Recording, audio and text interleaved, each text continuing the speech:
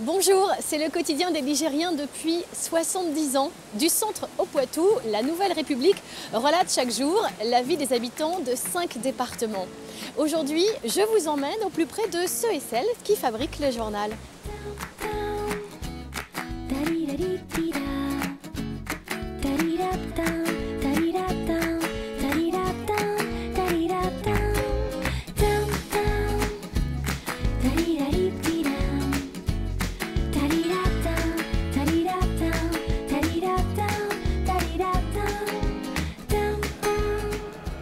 Le premier numéro de la Nouvelle République paraît en 1944 avec un tirage de 33 000 exemplaires.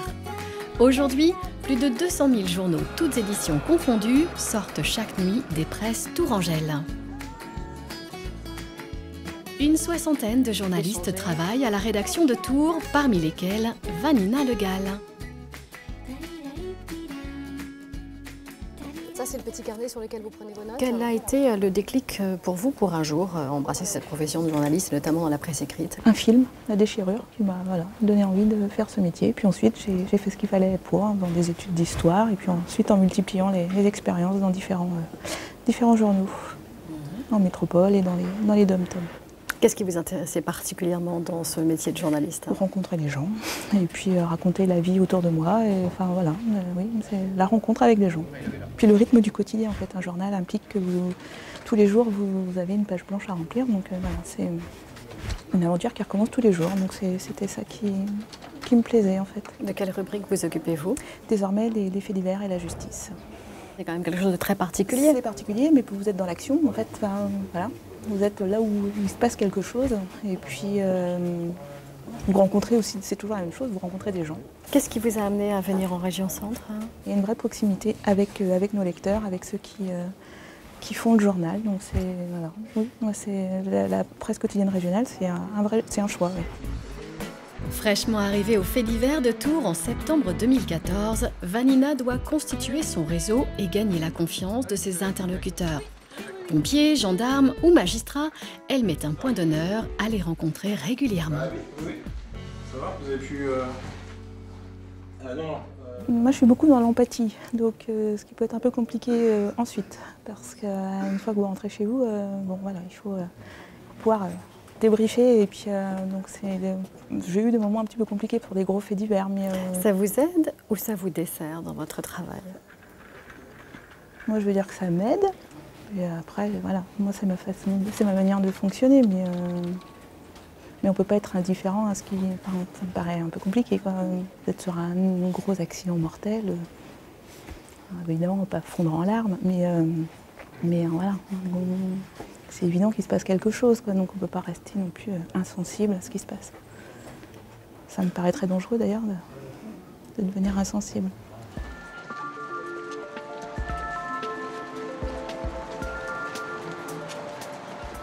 Vous avez travaillé pour la presse écrite parce que l'écriture est quelque chose qui vous plaît? Oui, oui. C'était l'écriture, oui. La lecture aussi, du coup, la littérature, lecture, celle des autres. L'écriture des autres, c'est oui, quelque chose qui m'a toujours suivi depuis toujours. Et j'aime bien faire partager mes lectures. Donc voilà, c'est pour ça que j'ai le blog qui existe depuis 3 ans et demi maintenant et qui est hébergé sur le site internet du journal.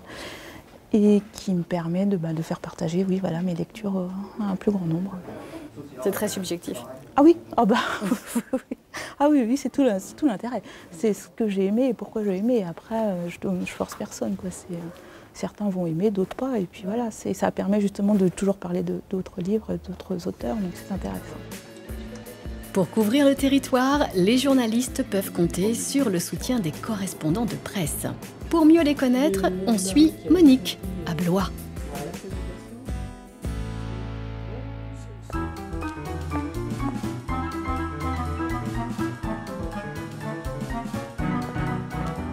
Monique Cabour a de bonnes chaussures, une belle plume et toujours un petit appareil photo à portée de main. Elle sillonne son quartier de Blois pour la Nouvelle République. Le correspondant de presse couvre l'activité locale de son quartier. Le correspondant n'est pas journaliste, n'a pas de carte de presse, on n'a pas le statut de journaliste. Ce qui fait que je pense que les gens sont moins méfiants. Parce que la presse, bon, par là, ça fait un peu peur, des journalistes qui fouillent partout. Dans une journée, je peux couvrir une assemblée générale, une fête de quartier, essayer d'être au plus près des événements du secteur. C'est une action culturelle qui est à l'initiative de Culture du Cœur et du CIS du Blésois. L'idée, c'était de travailler un texte, mettre en relief un texte avec une musique improvisée. Parce que oui, là, la particularité de Johan et Rodolphe, c'est qu'ils vont créer l'ambiance musicale par rapport aussi au contenu du texte. Il y a combien de personnes? Là, on sera une dizaine. Mais les gens ont travaillé sur d'autres textes ou c'est le par rapport à janvier? Oui, il y a un peu. Donc là, vous avez fait une sélection donc c'est vous qui avez proposé. Elle est partie discrètement sur la pointe des pieds en faisant un entrechat et le bruit que fait le bonheur en partant. Moi, le rustique, elle m'a affiné comme un fromage. Les journées sont variées et Monique ne s'attarde pas. Elle quitte la parenthèse musicale pour se prêter à un jeu citoyen avec des femmes du quartier. De combien d'années d'emprisonnement est punie la violence conjugale? A. 1 an. B. 3 ans. C. 5 ans. C'est 5 ans d'emprisonnement et 75 000 € d'amende. Au passage, ça marche aussi avec les ex-maris, les ex-concubins, pacsés et les ex-concubins tout court. Écouter, apprendre des autres, je trouve qu'on apprend énormément des autres. Je dis toujours que cette activité permet de vieillir moins bête, dans le sens de plus tolérant sans doute. Le fait de rencontrer, de connaître beaucoup de monde, de cultures différentes, avec des idées différentes. Enfin, je pense, j'espère, en tout cas, que je suis devenue plus tolérante. Même si la jeune retraitée est indemnisée pour ses sujets, cette activité lui apporte beaucoup plus qu'un salaire.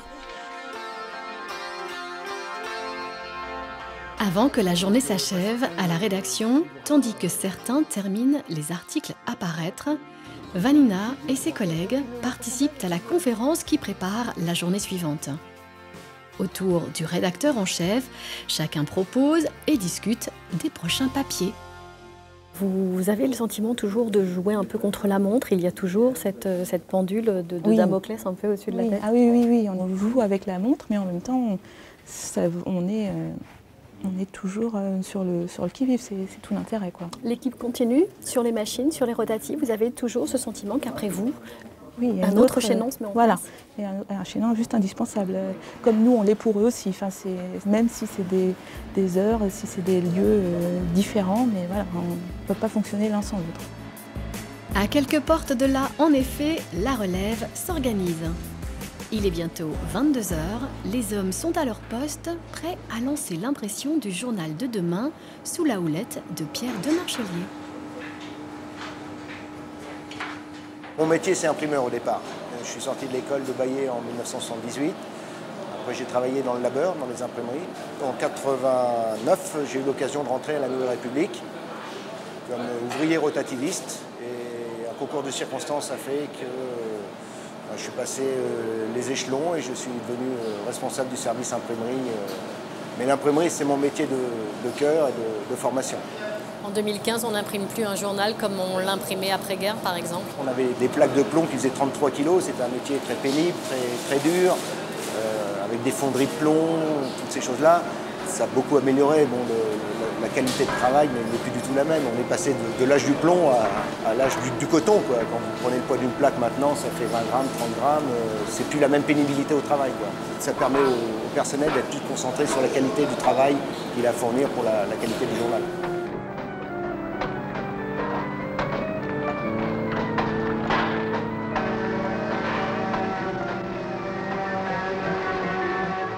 Jusqu'en décembre 1986, il fallait chaque jour manipuler ces énormes plaques de plomb. Chacune d'entre elles pesait jusqu'à 33 kilos. On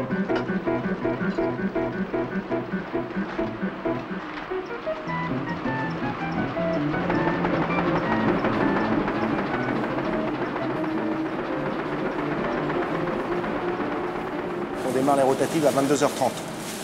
Comme ça toute la nuit jusqu'à 2h du matin, 2h30 du matin. Avec des changements d'édition, des changements de page. On imprime sur 5 départements. Et donc il faut achalander les départements. Donc on change les plaques et on fait des productions jusqu'à 2h du matin. Les bons exemplaires arrivent aux expéditions à 22h40. Il faut 10 minutes à peu près pour qu'on envoie des bons, qu'on soit en pleine vitesse et qu'on soit parfait. À la fin de la nuit, combien de numéros seront sortis de cette imprimerie? On tire en moyenne entre 180 000 et 200 000 exemplaires par jour, ce qui est déjà pas mal pour un groupe de presse. Il y en a qui tirent moins, il y a beaucoup qui tirent plus aussi, des confrères, mais c'est quand même beaucoup en régression par rapport à il y a quelques années. Le 9 avril 1978, les arches du pont Wilson commencent à s'effondrer à 9h27. Pas de victimes, pourtant toute l'agglomération sera durablement impactée. Retour sur l'événement qui fit la une de la Nouvelle République. J'ai vu les pierres dégringoler dans l'eau et j'ai vu une voiture qui désespérément faisait crisser ses pneus. Et alors là, c'était vraiment pathétique parce qu'on voyait la voiture qui tente de grimper. Ce jour-là reste gravé dans la mémoire de tous les Tourangeaux, qu'ils en furent acteurs ou simples spectateurs. 36 ans plus tard, les souvenirs sont toujours vifs. Jean-Pierre Poulichet fut l'un des premiers sur place. Ce médecin partait alors en visite et s'apprêtait à traverser la Loire. J'étais en voiture et à hauteur de l'église Saint-Julien, je me suis aperçu que la perspective habituelle des réverbères du pont n'était plus du tout réelle. Il n'y avait pas grand monde. Il y avait une personne devant moi, une personne qui promenait son chien sur le pont. Mais c'était vide, c'était 9h30 le matin d'un dimanche. Aujourd'hui, le pont de pierre, reconstruit à l'identique, ne porte plus aucune trace de la catastrophe. Pourtant, ce jour-là, l'agonie dure plusieurs heures, jusqu'à ce que les arches de pierre, l'une après l'autre, cèdent et s'effondrent dans la Loire.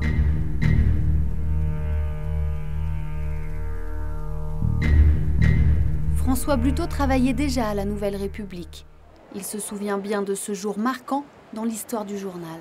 C'était un dimanche, donc obligatoirement je travaillais au service des sports. Mais quand j'ai entendu la nouvelle, je suis venu. Tout le monde a été mobilisé pour essayer de faire un journal. Pour une raison bien simple, c'est que les liaisons avec les agences de presse ont été coupées par l'écroulement du pont. L'ANR a été prévenu que des pierres se détachaient et donc le photographe qui s'appelait Pierre Fitou est venu sur place. Et il photographie les quelques pierres qui étaient tombées. Il s'est reculé un peu et à ce moment-là, il a entendu un bruit, le pont s'est mis à vibrer.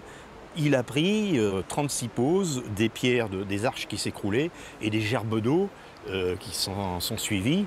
Ces photos ont fait le tour du monde. Les conséquences pour les Tourangeaux se font immédiatement sentir. Dans sa chute, le pont entraîne câbles et canalisation.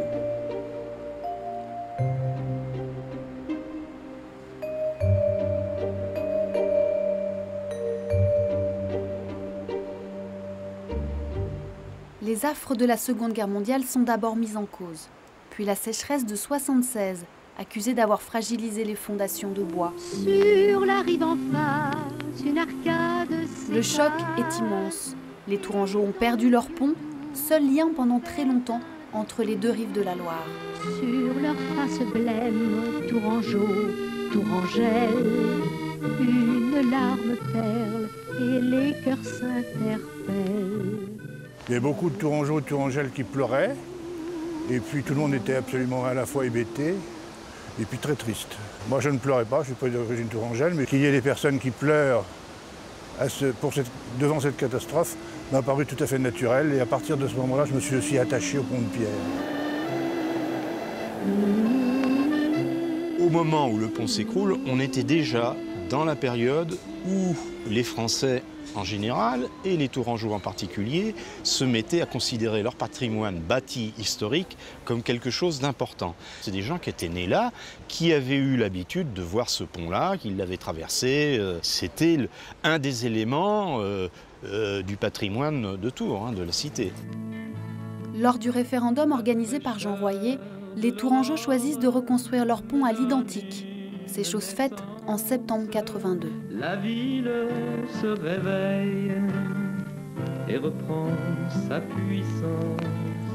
Appuyé depuis sur des piles en béton, le pont Wilson semble désormais indestructible.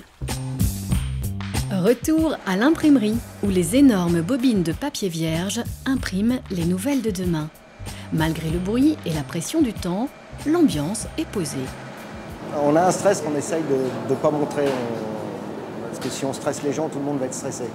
On essaye d'être détendu, calme, mais on est toujours sur le qui-vive. Le moindre bruit, l'horaire, moindre chose. Après, ce qu'on redoute, c'est surtout le démarrage, c'est la partie la plus tendue. C'est là où on risque de casser une bande de papier. On va perdre 10 minutes pour repasser une bande. Là, on n'a plus qu'une rotative qui tourne. Donc on se débrouille, on a des plans de secours, des plans hors sec. Mais c'est là où on est tendu. Dans les premiers quarts d'heure, 20 minutes, on est tendu. Le bruit, le regard. Et là, on commence à être un peu plus calme. On entend bien les deux rotatifs qui ronronnent. Tout le monde est à son poste, il n'y a personne qui court, qui s'affole, donc tout se passe bien là. Vous connaissez les bruits de cet étage, de ces machines par cœur, hein? Ah, par cœur. On est capable de dire à quelle vitesse roule une rotative, tourne une rotative, rien qu'à l'oreille. On sait si on a 40 000, 45 000, 50 000, s'il y a un bruit qui n'est pas commun, s'il y a un petit couinement. Je compare ça à une musique. Et pour moi, chaque rotative a sa musique, sa chanson. Si elle ne la chante pas bien, dans la nuit, c'est qu'il y a quelque chose qui ne va pas. C'est un travail d'équipe aussi? C'est une équipe? C'est essentiellement un travail d'équipe. Je ne pourrais pas être là si les collègues n'étaient pas là, et ainsi de suite. On est tous solidaires. Chaque pupitre est multiplexé, chacun est capable de prendre la place de l'autre, de savoir s'il a eu un problème, il va le communiquer à l'autre collègue. C'est vraiment un travail d'équipe. On a une priorité, c'est de sortir le journal. Il faut qu'on sorte le journal. On a toujours sorti le journal. Et on le sortira toujours. Comment, je ne sais pas. On l'a sorti quelquefois en mode dégradé, on a supprimé des couleurs. Le journal est toujours sorti, c'est notre leitmotiv, ça. On n'a pas le droit de ne pas sortir le journal. Le client l'attend trop. Il y a toujours la même envie, la même ferveur quand vous embauchez en début de soirée, quand vous débauchez? C'est un challenge, c'est un métier différent tous les jours. On a le même outil, on a toujours du papier, de l'encre, les mêmes rotatives. Mais c'est un métier différent tous les jours. Je ne peux pas comparer mieux ça qu'à une course de voiture. Tous les jours, on fait une course de voiture. On démarre la voiture à 22h30, donc les rotatives. Il faut qu'on ait fini le plus tôt possible. C'est un petit challenge. Il y a un côté adrénaline qui nous fait, enfin moi qui me fait aimer ce métier-là, un challenge de sortir le journal sans panne, dans meilleure qualité, meilleur temps possible. Tous les jours, on essaie de battre des records, d'essayer d'aller le plus vite possible, le mieux possible, de pas... Et donc c'est pour ça, tous les jours, on se remet en question. Tous les jours, tous les jours, tous les jours. Quand la Nouvelle République lance Tours ma ville, beaucoup se disent que le petit nouveau aura du mal à tenir face à des gratuits bien en place. Il semblerait que ce ne soit pas tout à fait le cas. Bonjour. Bonjour, bonne journée. Merci.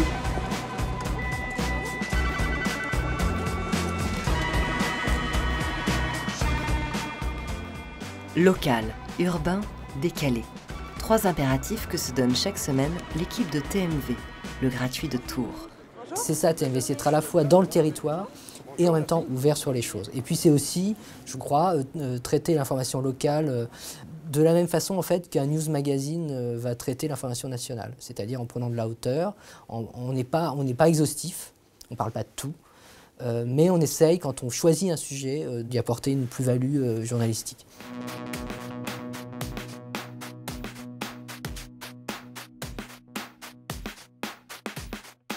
Donc on commence, on fait un peu le point là sur notre dossier, les 15 qui vont faire 2015 ou les 20, on n'a pas tranché finalement par rapport à ça. Alors, bon, je vais commencer déjà par, en fait voilà, on a du connu, on a du moins connu. On a par exemple en très connu Bigga Ranks, donc le chanteur. Son actu en gros c'est qu'il sort son nouvel album le 9 mars, mais en plus de ça il va faire l'Olympia. Donc le mec vient de Tours, Alors ouais, il se fait l'Olympia. Bien. Là-dessus, j'ai rien à dire. Du très lourd. C'est les journalistes, la rédaction, qui prend l'initiative de choisir. Donc il y a un côté parti pris, en fait, qu'on assume assez bien. Le parti pris de TMV, cette semaine, ça sera de vous parler de la maraude de la Croix-Rouge. Ça sera de vous parler des clowns qui vont à l'hôpital. C'est pas une actualité qui nous a été imposée, entre guillemets, par un calendrier. C'est nous, en tant qu'organe de presse local et impliqué dans le tissu local, qui avons envie de vous parler de ça et de vous présenter ça. La chronique resto est l'une des rubriques les plus suivies. Le principe est simple. Dénicher un nouveau lieu chaque semaine, y déjeuner, et après avoir payé l'addition, se dévoiler. Je me présente, je suis Aurélien, en fait je travaille au journal TMV. Comme chaque semaine, on teste un restaurant pour notre critique, notre chronique culinaire. Cette semaine, c'est tombé sur vous. Voilà, et j'avais quelques petites questions à vous poser, voilà.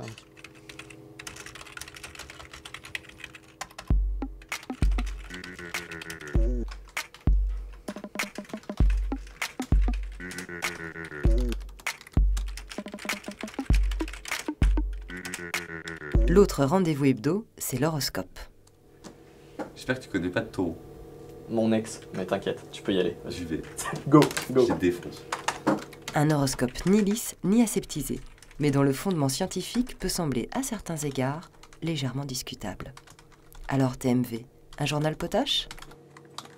TMV, c'est pas seulement un journal pour rigoler, un petit journal sympathique qu'on met dans un coin, c'est aussi, on essaye, on espère, c'est aussi un journal qui apporte quelque chose à ses lecteurs, mais voilà, et qui sait aussi être, j'aime pas sérieux parce que c'est pas le terme sérieux, mais qui sait être concerné, qui sait être, savoir mettre les choses à leur place, quoi.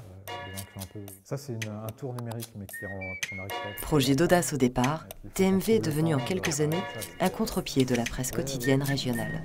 Et preuve de son succès, il existe maintenant aussi à Niort, Poitiers, Pau ou encore La Rochelle.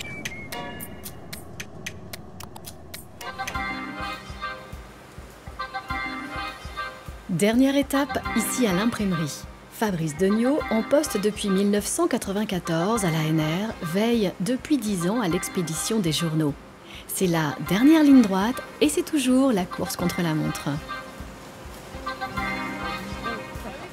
Je m'occupe de tous les journaux qui arrivent des rotatives, en fait, qui nous envoient toutes les éditions et on doit répartir ces journaux en fonction des secteurs de distribution. Donc il y a la poste, donc on doit mettre sous blister chaque exemplaire individuellement.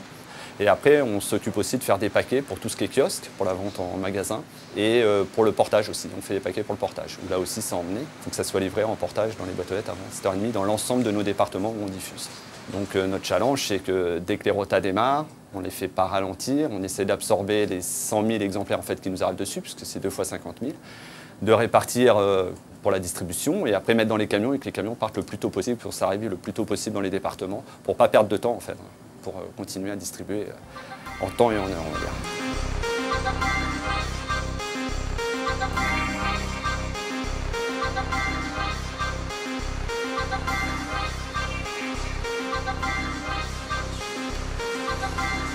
Il y a aussi une part d'humain quand même dans cette partie opérationnelle.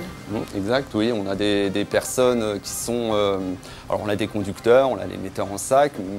Disons que l'esprit de l'atelier, l'esprit des personnes qui travaillent au sein du service expédition, on est dans la presse. Donc on sait très bien qu'il y a une urgence, entre guillemets, derrière, où on doit livrer ces nouvelles fraîches, on doit essayer d'arriver. On ne peut pas se permettre d'arriver. Un kiosque, quand il ouvre et que le journal n'est pas arrivé, on perd des ventes, donc c'est pas normal. Donc derrière, nous, si on a un pépin, comme là, les problèmes rotatifs ou même expédition, tout le monde se mobilise encore plus et on est vraiment à l'affût. Si on a une panne sur une machine, le gars, quand il a terminé sur son poste, il va venir nous aider sur la machine. Si on a besoin de compter à la main, voilà, on a une machine qui doit compter normalement automatiquement, elle ne compte plus, on a un problème.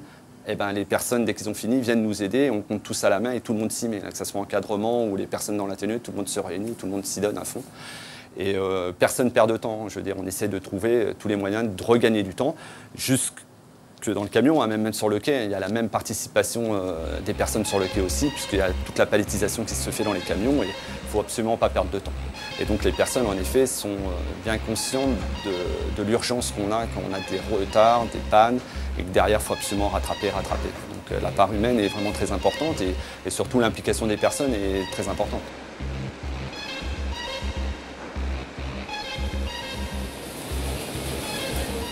Ben voilà, comme sur un tapis, les premiers exemplaires de la Nouvelle République tirés cette nuit sont en train de prendre la route pour arriver chez vous.